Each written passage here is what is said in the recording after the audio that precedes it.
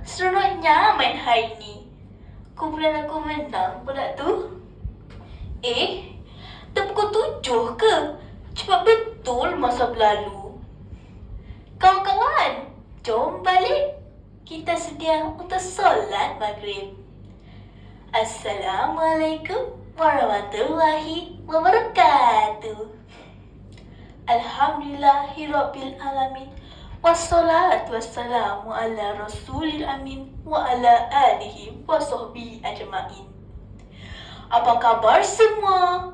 Alhamdulillah, semua nampak sihat belaka. Mesti rajin beriadah kan? Kamu-kamu tahu tak apa maksud riadah? Riadah ialah gerak badan, senaman atau segala aktiviti yang dilakukan untuk menyihatkan badan. Islam mendukung banyak untuk menjaga amanah tubuh badan. Inilah sebab kita perlu bersenam. Meski penat, busuk di ketiak pun dapat. Tapi Allah menyukai orang yang badannya sejahtera dan kuat. Firman Allah, A'udzu billahi minasyaitonir rajim. Qala innallaha astafahu 'alaikum wa zaduhu bastatan fil ilmi wal jism. Maksudnya, sesungguhnya Allah telah memilihnya Talut untuk menjadi raja kamu dan telah mengurniakannya dalam kelapangan ilmu, pengetahuan dan kegagahan tubuh badan. Surah Al-Baqarah 247. Rakan-rakan, mari beriadah.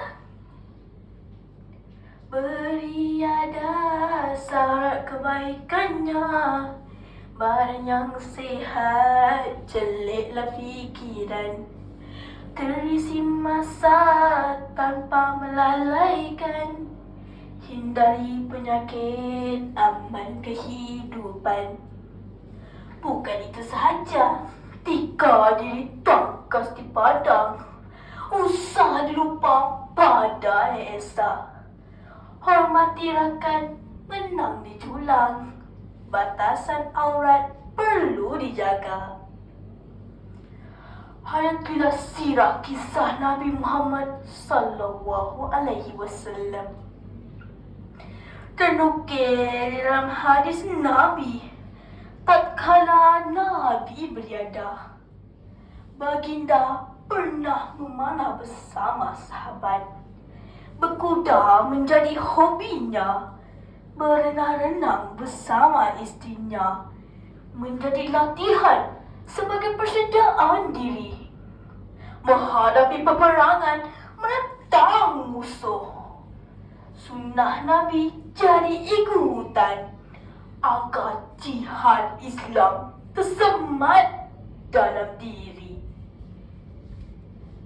Rakan-rakan, masih ingat lagi tak?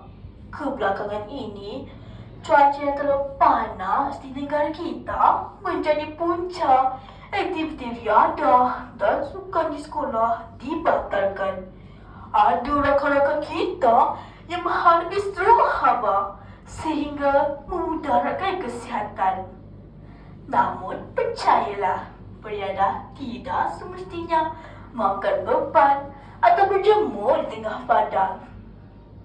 Tapi cukup dengan aktiviti ringan seperti renggangan. Rakan-rakan, marilah kita beriadah bersama. Hubungan erat terjalin dibina.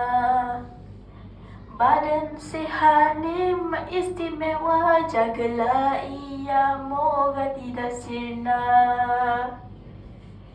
Oleh itu, hadirin sekalian, akhir kalam, berusahalah kita menjadi hamba yang bersyukuri nikmat kesihatan yang dikurniakan oleh Allah.